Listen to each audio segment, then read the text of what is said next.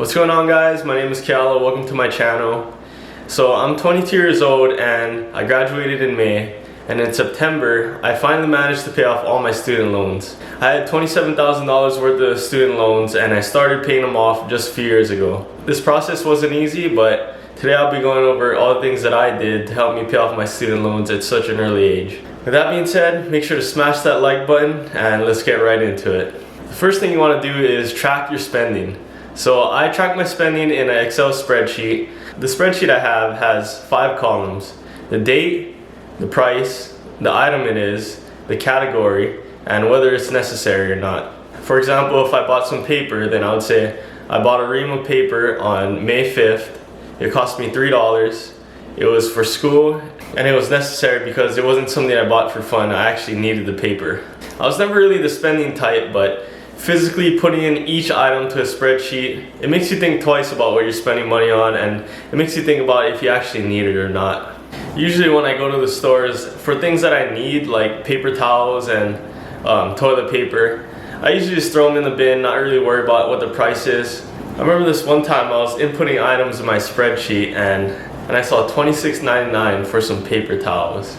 I was like, damn, did we really just spend like the amount that a lot of people make in an hour just for some paper towel? So tracking my spending gives me a slap in the face every month and tells me what I can cut back on. And it also shows me what I've been doing pretty good on. So step 1 is keep all your receipts just for a month and track every penny and where it's going.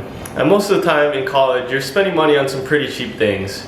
You don't have the space or the time for some fancy items like a big TV or nice couches. So this shouldn't be hard to track your spending. And getting drunk on a bottle of Crown Apple at a house party doesn't cost much besides a little bit of brain cells and some damaged liver. Alright, step number 2. Go to off-campus housing as soon as possible. This might not be true for all schools, but at least in my school, I did the calculations and you're paying about $800 to live in a crusty ass dorm or sharing a room in a house in some old ass house for $800. So when I went off campus, I went from sharing a room and paying $800 to $600 in a nice apartment complex with my own room. The next tip is don't stay on the school meal plan.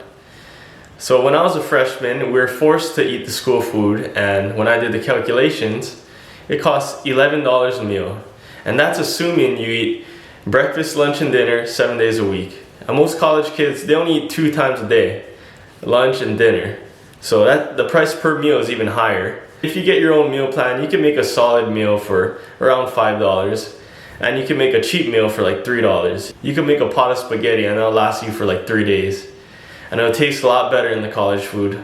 So try to get off the meal plan as soon as possible. The next tip is don't eat out.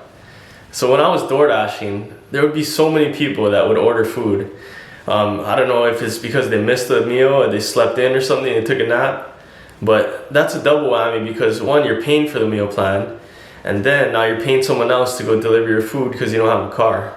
And a lot of times you're eating some nasty food like Taco Bell, McDonald's. Plus any good food like at a nice restaurant you shouldn't be eating anyways, because if you're watching this video you're probably in a lot of debt. So like Dave Ramsey says, the only time you should be seeing the inside of a restaurant is if you're working in it. The next one might seem quite obvious, but it's work while you're in school.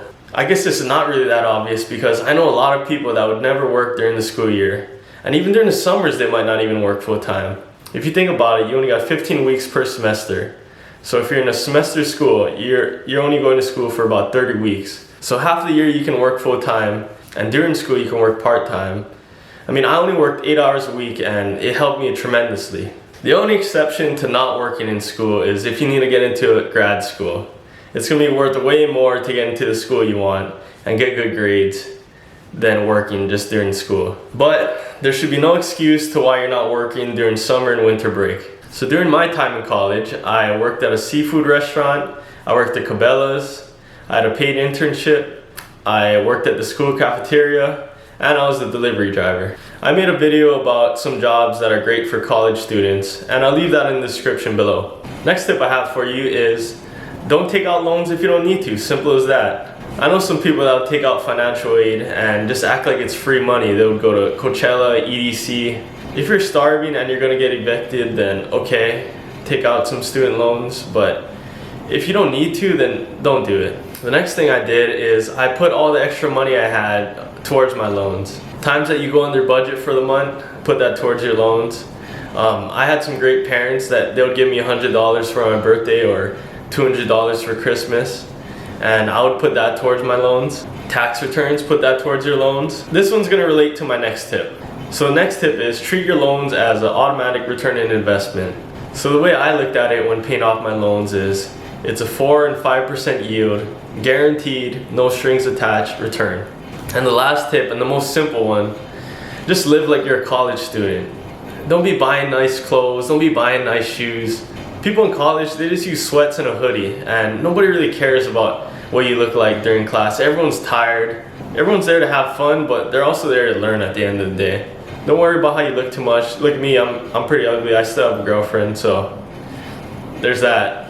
And if you go to parties, there's no point in using nice shoes because they're probably gonna get stepped on anyways. So just pass out at 3, wake up at 10, go out to eat, and do it again. With that being said, thanks for staying all the way to the end of the video. Thanks for watching. I'll see you in the next video.